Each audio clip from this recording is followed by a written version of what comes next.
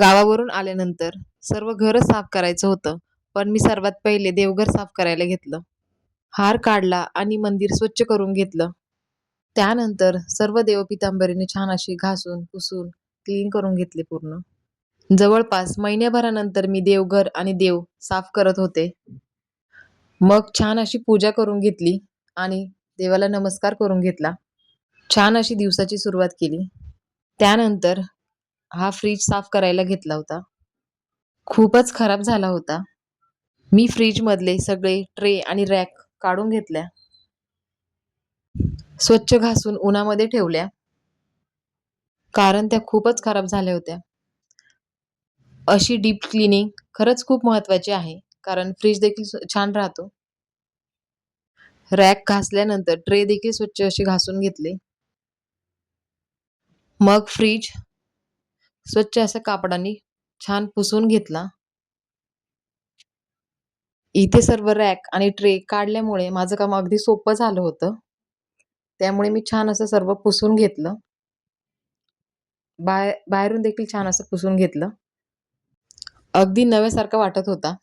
मग मग सर्व रॅक आणि ट्रे सेट करून घेतले.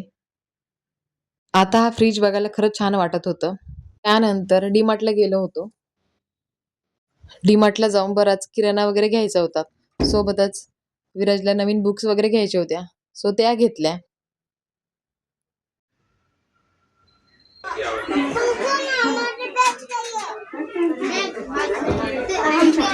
इथे माझ्या छोट्याला बॅग हवी होती. तो बॅग मागत होता. सोबत विराज देखील त्यांना हवं त्या गोष्टी घेतल्या. आणि इथे बिल काउंटरवर आहोंनी बिल केलं आणि आम्ही बाहेर आलो.